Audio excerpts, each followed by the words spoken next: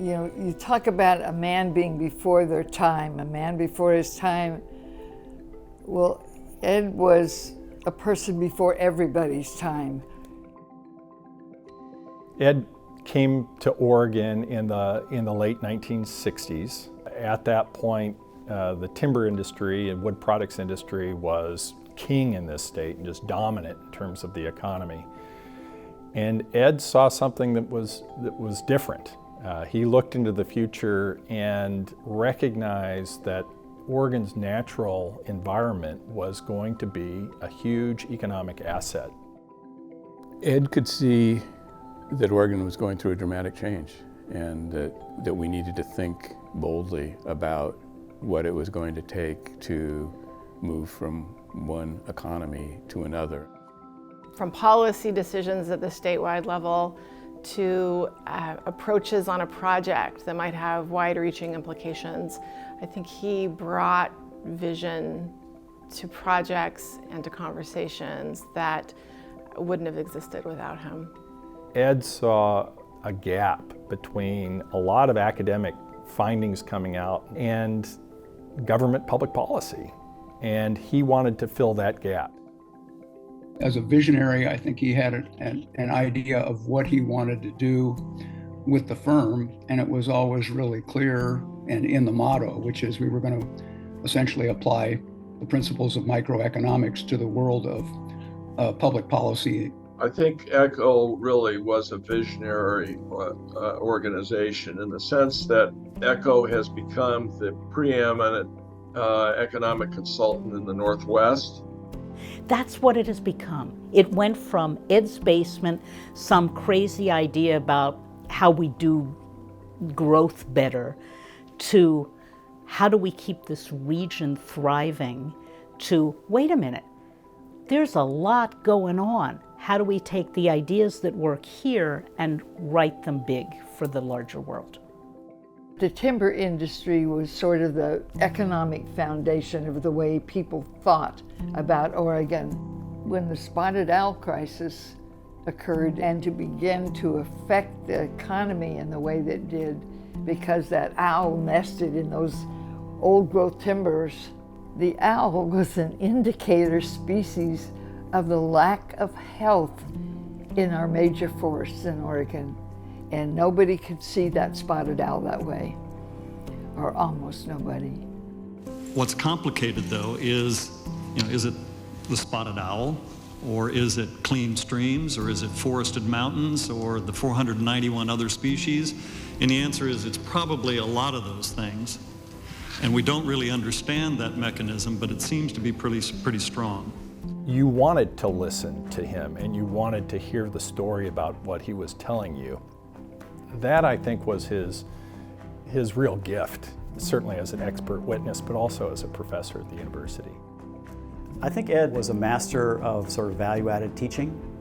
Every student comes to the classroom with a different set of skills and knowledge, and Ed had an uncanny way of lifting everyone up, bringing everyone to a better place in terms of knowledge as well as more refined skills.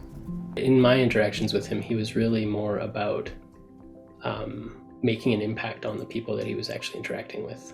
So he loved teaching. He constructed his classes so that they were really accessible and also really difficult. And it was really had the designed purpose to extract maximum work and maximum learning from all of his students across the whole spectrum. Ed had the total package. He had the enthusiasm, he had the theatrics, he had the big persona that could pull off these unusual teaching techniques.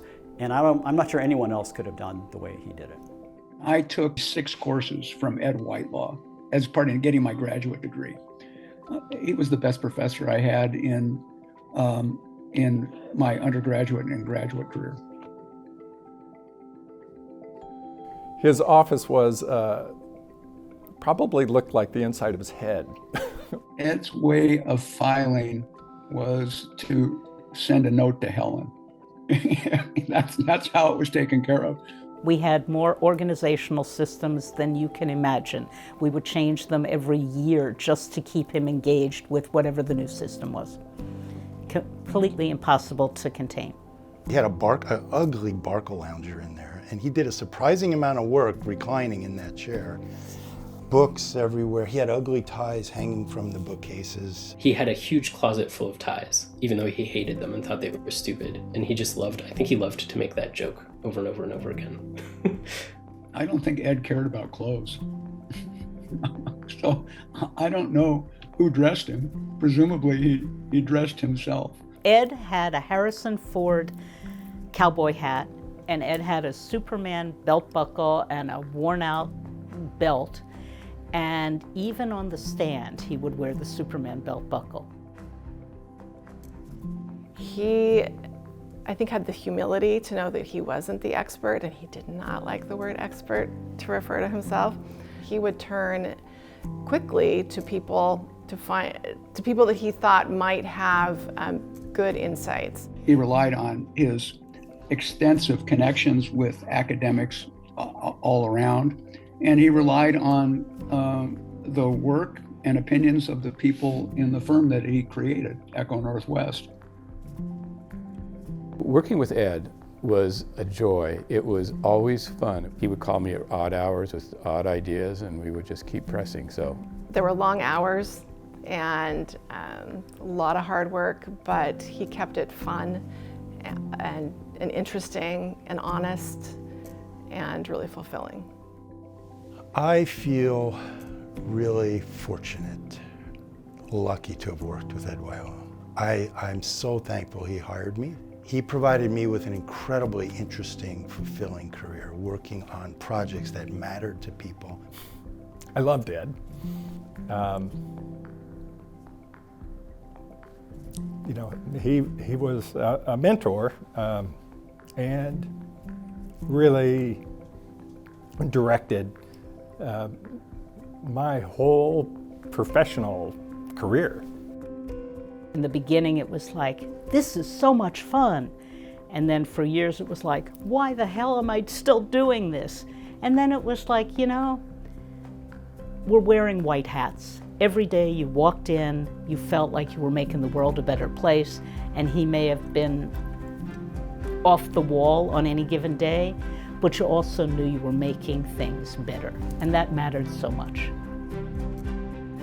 He would be proud of the values of Echo Northwest: independence, insight, collaboration, curiosity, and impact.